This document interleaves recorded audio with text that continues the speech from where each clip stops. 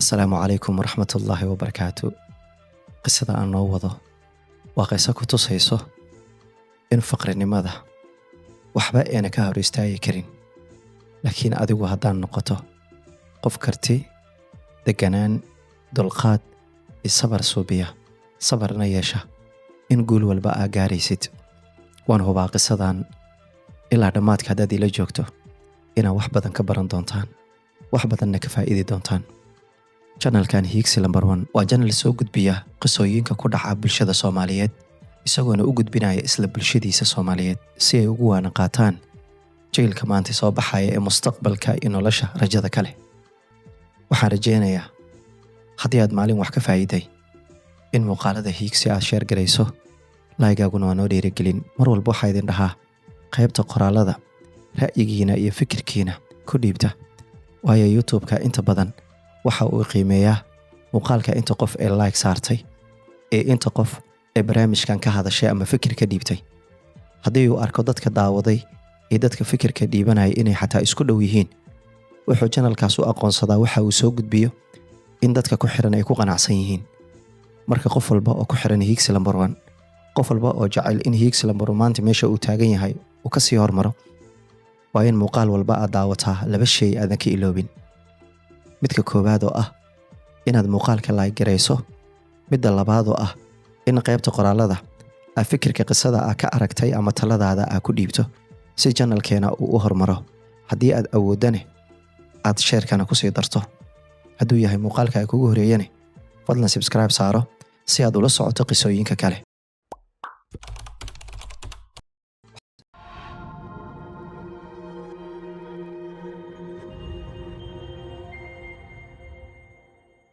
Qisadan waxay la soo wadaagay wiil ku nool dalka Jarmalka. Wuxuu dhahay waxaan ku dhashay magaalada Jowhar. Noloshayda waxaan ku soo koray guri qori iyo xaar lo-aad ka suubsan. Nolol midda ugu adkeyd ayaan soo maray. Hooyo adkaysi badan ayaayna haysay. Aabbo maalin walba shaqada ka hor imaato ka shaqeeyo ayaana soo koriyey. Nolosha aad bay u adkeyd. Marmarka qaar waxaad arkaysaa hal waqti anagoo wax cunnay. Mar walba hooyo waxayna dhihi jirtay, beri ayaa Ilaahay wax wanaagsan na siinaya. Sidaas ayay nagu soo korisay hooyaday. Markay da'dayda 10 sano ee gaartay, dugsiga quraanka waan ka baxay si aan u caawiyo familkayga, waayo inta badan kuway la dhashay waxay u badnaayeen gabdho. Waxaan bilaabay inaan suuqa aado, aan ka shaqeeyo halka. Awood ma lahayn aan xamaali ku noqdo, laakiin dadka ayaan caawin jiray. Meel walba wixii loogu baahdo ayaa la ii diri jiray. Da'daydu 14 sano ayay soo gaartay. Maalin maalmaha ka mid ah ayaa waxaan is aragnay oday dalaal ah, weli suuqa xoolaha ka shaqeeya. Waxaan weydiistay shaqo. Wuxuu igu dhahay, adeer, meeshan waxaa loogu baahan yahay qof aftahan ah, waxna kala iibin kara.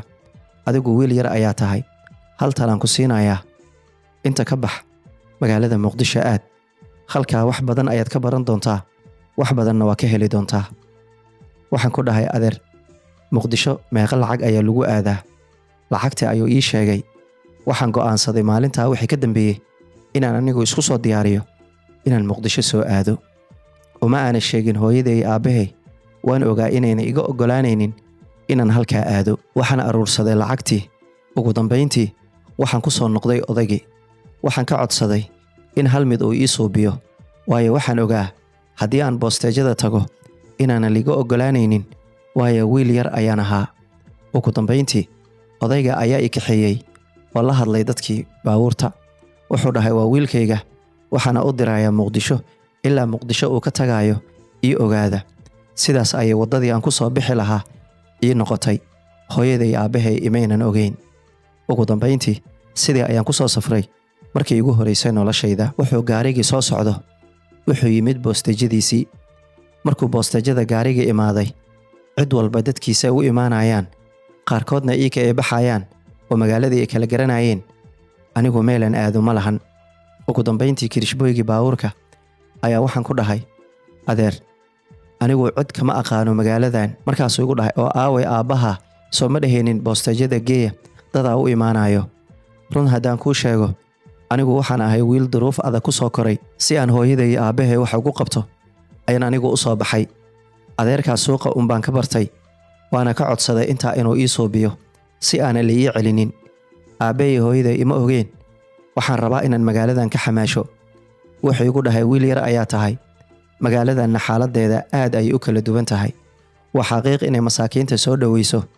Laakiin qof walba wixii ku dhacayo magaaladan daqiiqad lama ogaan karo. Waxaan ku dhahay dadka magaalada ku nool ayaan rabaa inaan ka mid noqdo. Haddii adigu ay iga roon tahay oo meel i geyn karto waa arrin wanaagsan. Waayo igu dhahay waan israacinaa. Ii sug inta hawshan ay dhamaanayso. Waayo kirishbooyga markuu gaariga xareeyo kadib ayuu baxaa. Ugu dambeyntii isaga ayaan daba socday meel walba uu galaayo. Sidii ayaan maqribkii isku raacnay. Wuxuu i geeyay xaafadiisa. Runtii xaaskiisa ayaa joogtay oo cunug yar u haysay. Hal qolna way deganaayeen. Xaaskiisa wuxuu ku dhahay wiilkan waa wiil masaakiin ah. Waxaan xasuustay markii yaraantayda aan bilaabayay kirishbooynimada. Maantay wadadii aniga shalay aan soo maray ayuu maanta bilaabayaa. Anigu shalay cidna ima caawinin, laakiin waxaan rabaa wiilkan inaan caawiyo.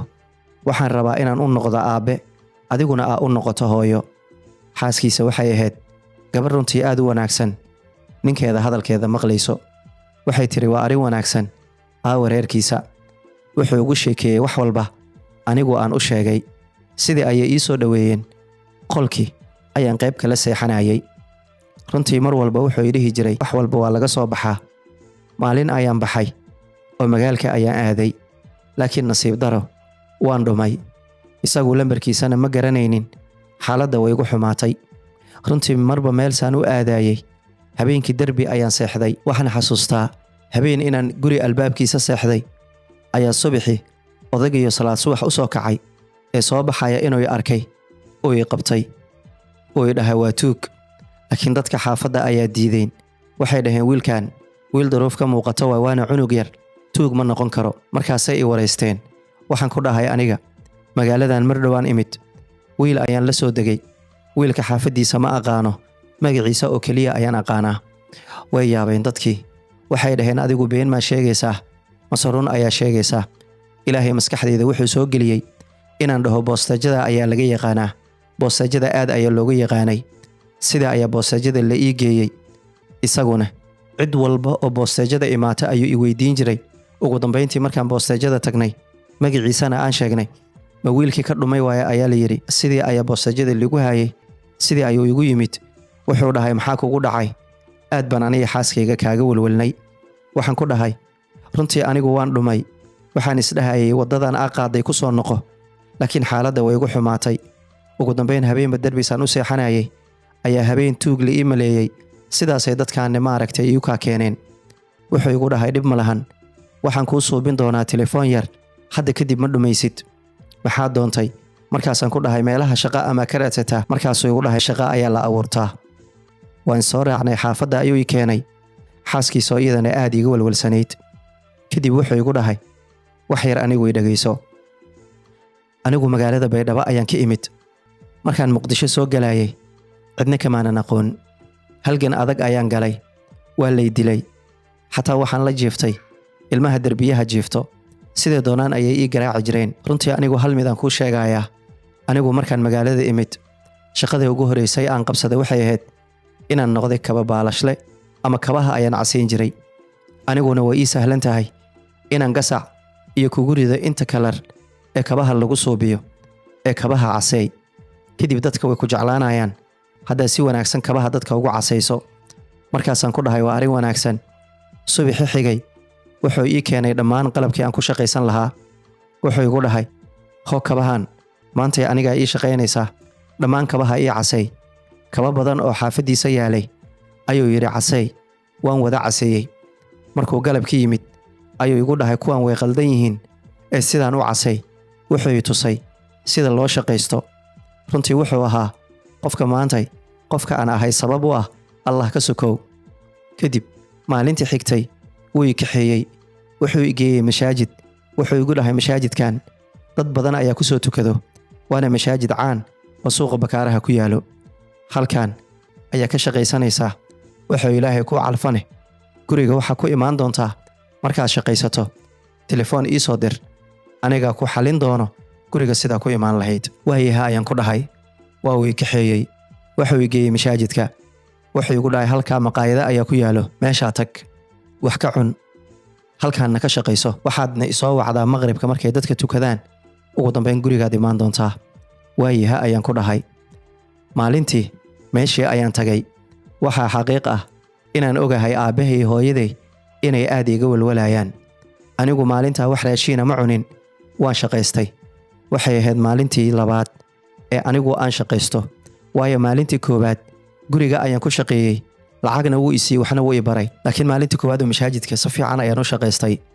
maqribkii ayaan wacay. ugu dambayntii wuxuu igu dhahay qof igu dhiib. qof ayaan ugu dhiibay. wuxuu dhahay boostajada hebel ha la keeno. sidii ayaa boostajada liigu soo toosiyey. gaari ayaan soo raacay. markaan imid baawurkaa meeshuu ku ekaa, isaga ayaa ii taagnaa. waa uu ii kaxeeyey. intaan waddada soconnay ayuu igu dhahay bal ii waran, sidee dadka ula macaamishay, macaamiil lama soo yeelatay. waxaan ku dhahay anigu ma ogey inaan macaamiil yeeshay, laakiin maanta waa soo shaqaystay. 36,000 ayaan soo shaqaystay oo shilin Soomaali ah. aad buu madaxa inuu iga salaaxay. wuxuu igu dhahay waa natiijo fiican. maalintii ugu horeysay ee aad baxdo, haddiiba intaan aad soo shaqaysatay, waxaan rajaynayaa in dadkaa si fiican ugu soo shaqaysay, berina markaa masaajid ka tagto aad halkaa dad badan ka heli doonto. sidii ayaan xaafadda ku tagnay. isaga iyo xaaskiisa waxay ahaayeen dad aad ii dhiirigeliya. subaxii wuu isoo waday. wuxuu i keenay masaajidka. anigu go'aan waxaan gaaray galabta inaan anigu baxo intuu isoo wicin, gurigana aan toosiyo. adigu 11 saac markii la gaaray ayaan anigu inaan suuqa tagay, aan u soo adeegay guriga.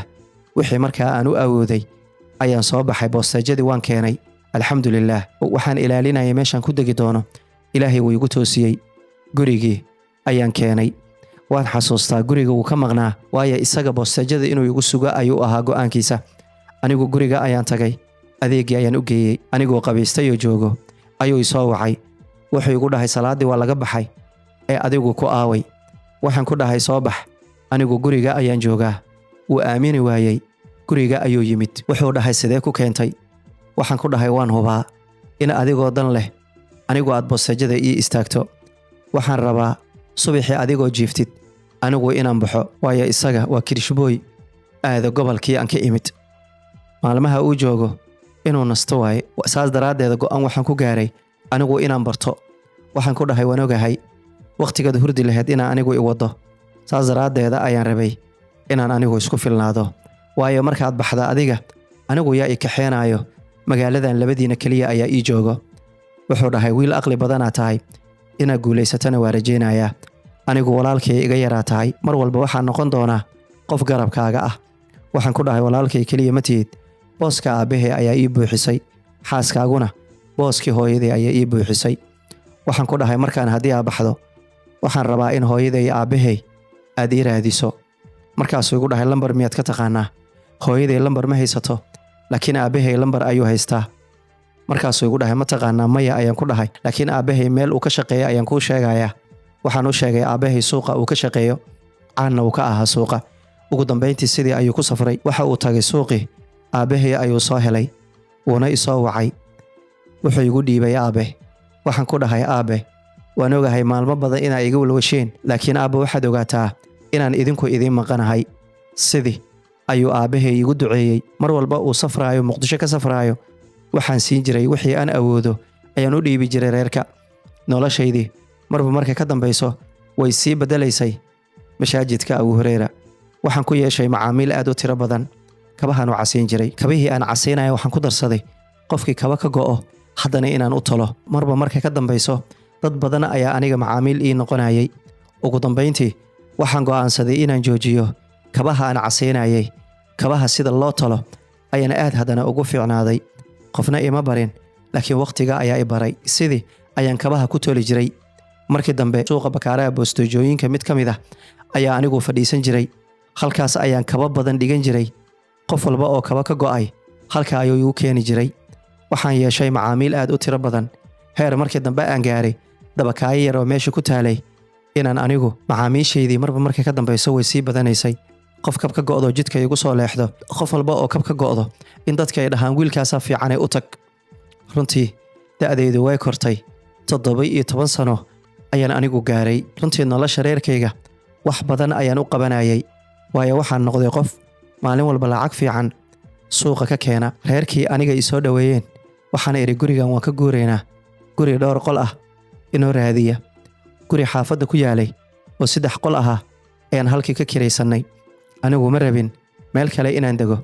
Runtii meeshaan ka shaqeeyo iyo meesha ay degnaayeen aad ayay u kala fogaayeen, laakiin qalbiga wanaagsan ayaa mar walba ka qiimo badan meel dhow aad dadku lahayn.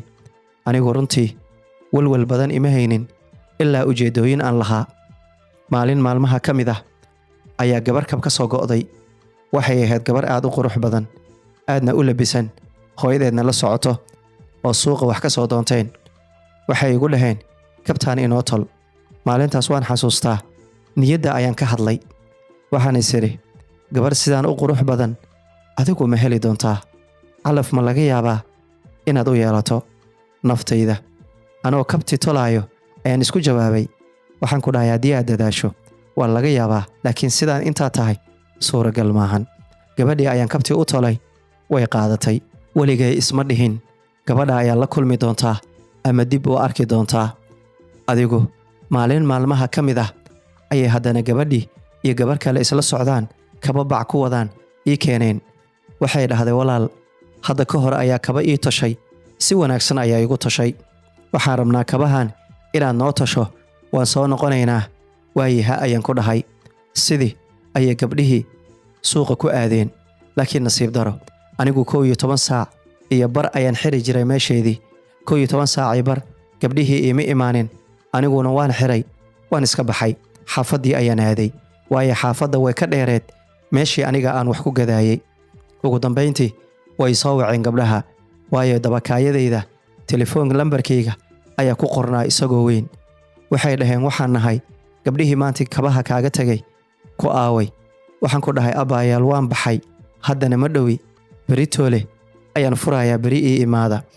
Waxay dhaheen maya, beri ma imaan karno, laakiin khamiista dambe ayaan kuu imaanaynaa, waayo maalintaas khamiis ayay ahayd. Waayaha ayaan ku dhahay ee kabaha meel fiican inoo dhig. Haye ayaan ku idhi. Adigu sidii ayaan anigu noloshaydii isaga watay. Khamiistii markii la gaaray ayaa labadii gabdhood ii imaadeen. Waxay dhaheen kabihii ayaan rabnaa. Kabihii ayaan siiyey. Waxay igu dhahay magacaygu waa Hiblaayo, lambarkayga seef garayso. Anigu runtii kaba walba oo xaafadayda ka go'o adigaan kuu keeni doonaa, waayo si wanaagsan ayaad kabaha u toshaa. Markaasaan ku dhahay idinku khamiis keliya miyaa socotaan? Anigu arday ayaan nahay, saas daraaddeeda khamiisti keliya ayaan danaha leenahay qabsannaa. Waxaan ku dhahay waa arrin wanaagsan, waxaad tihiin gabdho nasiib badan, haddii aad wax baranaysiin si fiican u barta. Markaasay igu dhaheen adigu wax ma baranin miya? Waxaan ku dhahay anigu quraanka ayaan xoogaa bartay. Anigoo yar oo 10 sano jiro ayaan dugsigii ka soo tagay. Waan shaqeeyaa, qoys aad u danyar ayaan anigu ka soo jeedaa. Anigu nolol adag ayaan ku soo koray. Gabadhii madaxa inay luluxday ay tiri dhib ma lahan, nin rag ayaa u tahay, hadda waad shaqaysanaysaa, dhididkaaga ayaa cunaysaa, waxba kaama ba'ayaan, waana guulaysan doontaa. Waayaha ayaan ku dhahay. Runtii anigu gabadhaas erayadeeda waxay noqdeen eraya anigu qalbigayga ku soo noqda. Habeenkaa waxaa imaanaya walaalkay ii caawiyey oo safar ka soo galayay. Runtii waan sheekaysannay, safarkiisa ayaan wax ka weydiiyey. Wuxuu igu dhahay aad buu u wanaagsanaa, bal adigu iga waran shaqadaada iyo noloshaada. Waxaan ku dhahay aad bay u wanaagsan tahay shaqadayda. Runtii gabar aad u wanaagsan ayaa anigu macaamiishayda ka mid ah. Gabadhaas erayada ay dhahday ma ahan mid aan iloobi karo. Markaasuu igu dhahay maxay ku tiri? Runtii waxay dhahday maanta dhididkaaga ayaa shaqaysanaysaa, maxaa kaa maqan? Waad guulaysan doontaa, hore u sii soco. Markaasuu igu dhahay gabar aad u wanaagsan ayay ahayd. Markaasaan ku dhahay aad bay u qurux badnayd. Runtii gabadhaas oo kale anigu mustaqbalka ma heli doonaa. Markaasuu igu dhahay haddii aad dadaasho wax walba waad helaysaa. Waxaan ku dhahay runtii waa gabar qurux badan, aadna u akhlaaq badan, naxariis badan. Aniga leh haddana hadalka sii qaatay oon ku dhahay gabadhaasi nin lacag le keliya ayaa helaayo. Waa sax oo igu dhahay hadday gabar qoyskeeda lacag leeyihiin tahay, waa xaqiiq nin lacag leh ay raadinaysaa. Runtii aniga gabadha erayadeeda wuxuu noqday erey qalbigayga aan ka go'in. 2 bilood camal ay iga maqnayd, way soo wacday habeen. Waxay igu dhahday beritoole ayaan suuqa u soo soconnaa, dhowr kabana waan kuu soo wadaa. Gabadhu waxay ahayd gabar qofkay taqaanaba kaba ka go'o aruuriso anigu ii keenta. kabihii ayaa ii keentay. waxay igu dhahday maantay ciyoow ayaan bixaynaa, haynaga tagin, lacalla haddaad tegaysidne isoo wac. waayaha ayaan ku dhahay. ugu dambayntii anigoo tagin ayayba gabadhii ii soo noqotay.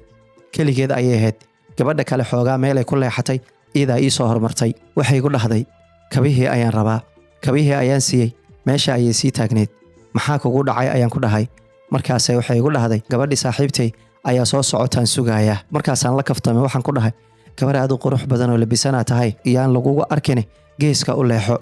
markaasay dhahday maxaa dhacay, haddii aan taagnaado wax dhiba miyaa ku jiro? maya ayaan ku dhahay. maalintaas cabaar ayaan sheekaysannay. markaasaan waxaan ku dhahay caawa ma ku soo wici karaa? haa ayay tiri way soo wici kartaa, laakiin habeenaha kale ima soo wici kartid oo wax ayaan diyaariyaa, laakiin way soo wici kartaa caawa. waayaha ayaan ku dhahay. habeenkii waan wacay, cabaar ayaan sheekaysannay. markaasay waxay igu dhahday adigu sidaan miyaa hadalkaaga? waayo anigu hadalka badan ma garanaynin. waxaa ku dhahay aniga nolosha sida loola halgamo ayaan aqaanaa, laakiin adigu waxaan jeclaystay inaan ku soo waco. waa markii igu horeysay ee gabar aniga aan soo waco. ma dhici karta igu dhahday. waa markii igu horeysay ee gabar aniga aan la hadlo.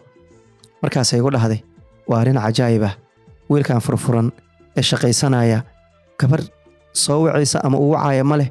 maya ayaan ku dhahay. waayo aniga qofka aan arko kaba ayaan u tolaa. gabar rabta ama la sheekaysanayso wiil kaba tolo ma jiraa? markaasay waxay igu tiri oo yaa diidaayo. waxaan ku dhahay waxaa diidaaya wakhtiga. markaasay igu dhahday maya, waxaas ma jiraan. maxaad iska dhaadhicisay? kabaa toshaa, gabar lama hadli kartid. kabaa toshaa, lacag ma haysatid. adigaa ugu fiican oo dhididkiisa shaqaysanayo. yaa ka wanaagsan wiil shaqaysanayo, dhididkiisa cunaayo. amaad tuug tahay ama adad tuugsanaysaa? jawaabtu waa maya. qofka dhididkiisa shaqaysanayo waa qof aad u wanaagsan.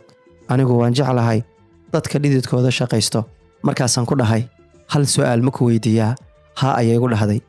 gabar sidaada u qurux badan ma laga yaabaa anigu inaan helo oo xaaskayga ay noqoto? markaasay igu dhahday oo maxaa diidaayo? inta badan gabdhaha quruxda badan qoys dhaqaale haystana ka soo jeedo waxay jecel yihiin nin lacag leh. markaasay dhahday runtii uma malaynaayo, hadday jiraanne gabdhaha isku mid maaha. gabar walba si ayuu ilaahay u uumay. runtii anigu lacag ma jecli, waxaan jeclahay qof wanaagsan oo naxariis leh.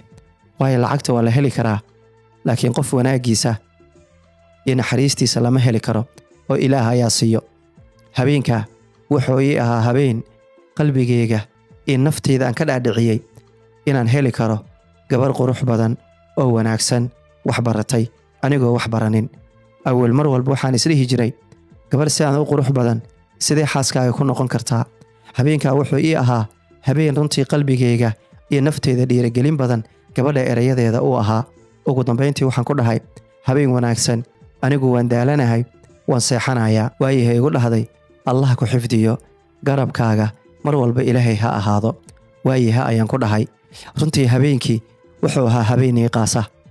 walaalkaygii i caawiyey gurigiisa joogay ayaa waxaan ku dhahay walaal, suuragal ma tahay in gabar lacag leh anigoo faqiir ah, aad u qurux badan, wax baratay inaan anigu helo? markaasuu igu dhahay walaal, calafka cidna ma celin karto, cid walba qofka u qoran wuu helayaa. laakiin maxaad ereygaan ii weydiisay? walaal, gabadhii aan kuu sheegayay ayaan haddana isla kulannay.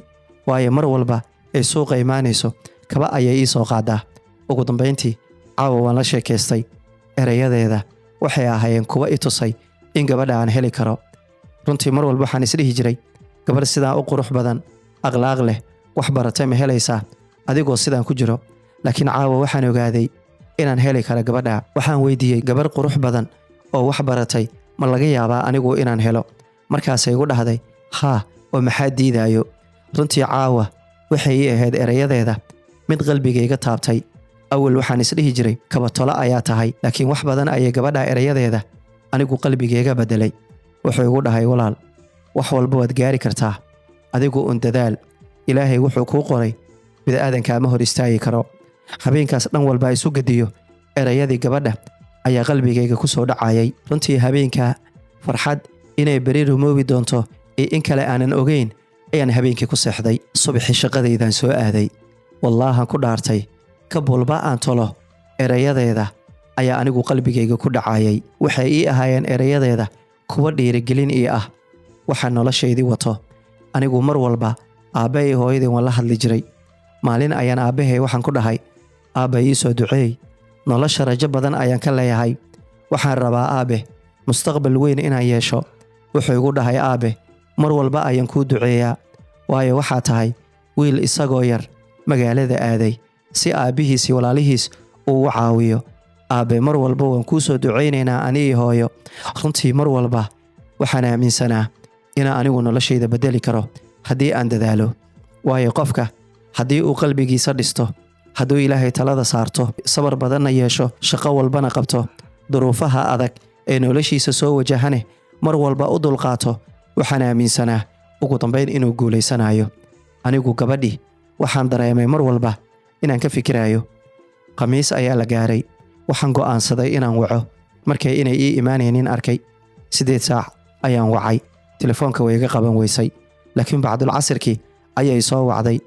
Waxay igu dhahday, walaal waan hurday. Waxaan ku dhahay, nasiib ayaa leedahay. Anigu subaxii sidaan u kaco habeenkii baan seexdaa. Waxay dhahday, dhib ma leh, maalin waad ka bixi doontaa. Waxaan ku dhahay, anigu mar walba waxaan jeclahay inaan adiga ku soo waco, laakiin adigu waxay tiri khamiistii jimcaha kaliya ayaan jaanis leeyahay, inta kale wax ayaan diyaariyaa. Dhowr mar ayaan jeclaystay inaan ku soo waco, haddana waxaan dhahay maya, waxbay diyaarinaysaa iska dhaaf. Waxay igu dhahday, maanta wixii ka dambeeyo waqti alla waqtigan qalbigaaga ku soo dhaco oo aad inay soo wacdo rabto waad isoo wici kartaa. Waxaan ku dhahay, waa mahadsan tahay.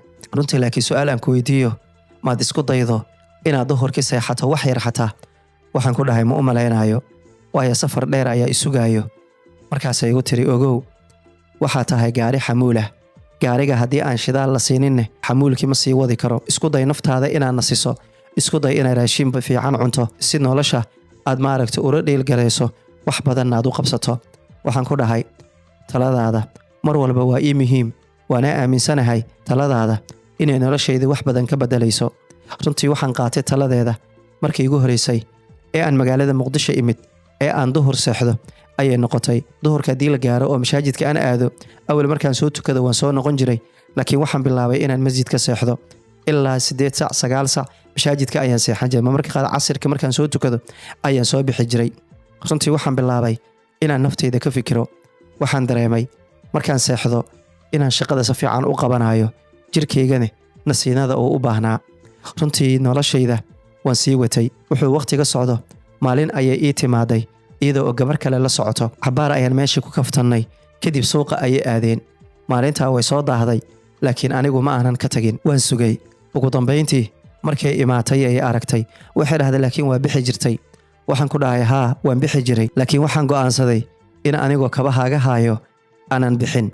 Dadka kale waan ka tagaa, laakiin adigu dadka kale waad iiga duwan tahay. Waxay igu dhahday, waa mahadsan tahay. Kabaheedii ayaan siiyey. Way baxday, way iga tagtay. Kadib xaafadeedii way tagtay. Markaan isiri ayaan wacay, laakiin telefoonkeeda wuu dansanaa. Habeenkii markaan xaafadda tagay dhowr mare ayaan wacay, telefoonkeeda wuu dansanaa. Aad baan u naxay runtii. Maxaa ku dhacay? Maanta ma naba tagin miya? Su'aalo badan ayaan isweydiiyey. Habeenkii dhan walbaan isu gediyo, hurdo way iga imaan weysay. Ugu dambayntii waaga markuu baryay ayaa haddana wacay, telefoonkeedii ma qabanayso.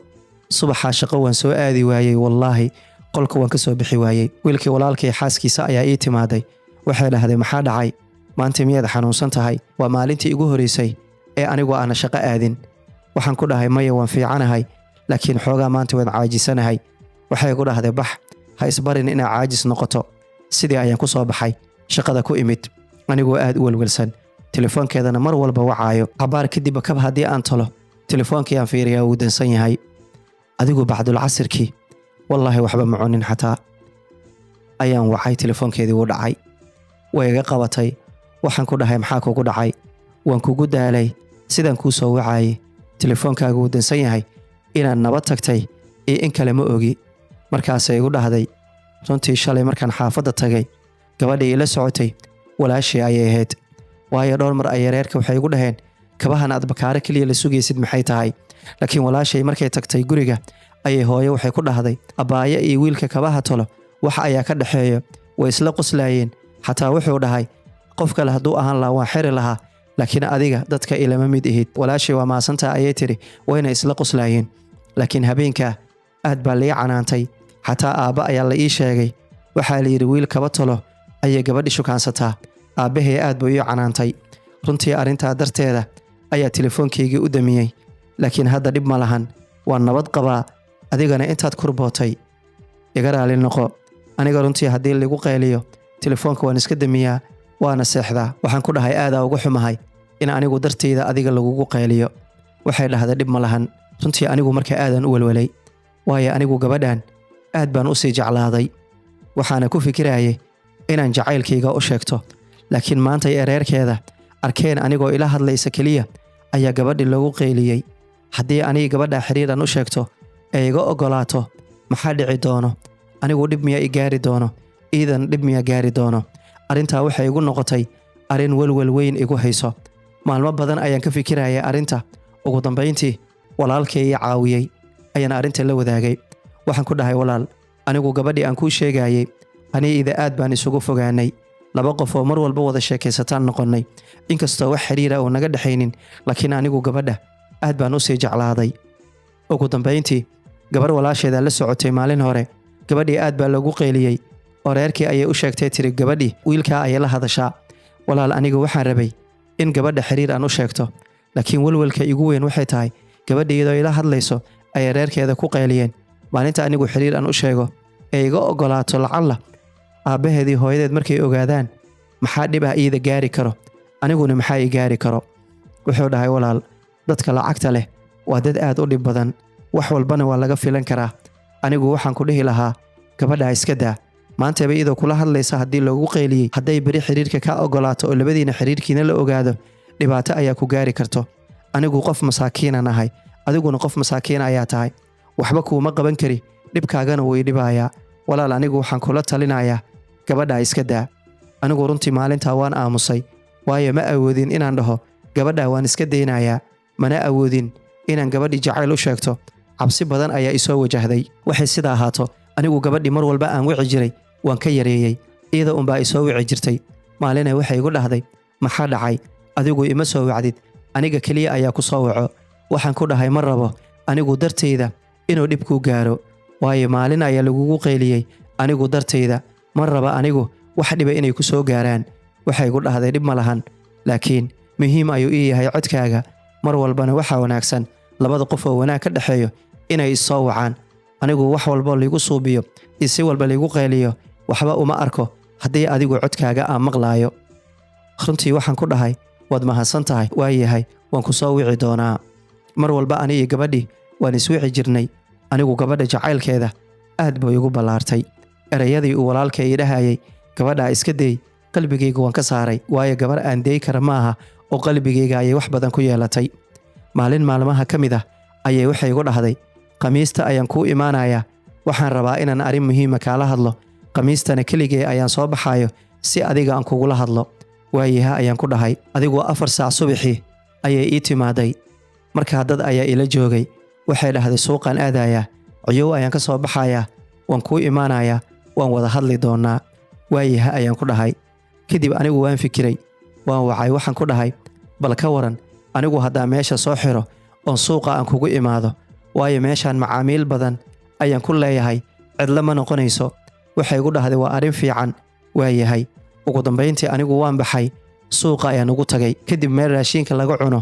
ayaan wada fadhiisannay waxay igu dhahday waxaan rabaa arrin muhiima inaan kaala hadlo noloshayda intaan noolahay arrinta hadda aan kuu sheegaayo kuma aanan fikirin qof bid'aadaya inaan la wadaago laakiin xaqiiq waxaa ah waxa igu kallifaayo ayaa ah qalbigayga waxaan rabaa inaan kuu sheego adigune waxaan kaa codsanayaa in marka hore naftayda aad ilaaliso qalbigaygana aad ilaaliso erayada aan ku dhahayane agtaada wax dheedheela ay ka noqonin aadan ila yaabin waayaha ayaan ku dhahay ii sheeg waxay dhahday muddo ayaan qarinayay laakiin hadda xilligii ku habboonaa inay tahay ayaan aaminsanahay waayo naftayda intaan ka badan ma caburin karo ii sheeg ayaan ku dhahay markaasee waxay igu dhahday halkani waa hooyga qisooyinka Hiigsi lambar 1 mar walba waxaan kuu soo gudbiyaa qisooyin xaqiiqa kuwa muruga oo qalbigaaga taabanaya kuwa aad ku farxi doonto iyo kuwa aan ugu talagalnay bulshada inay ku cimri qaataan mar walba waxaan diyaar kula ahay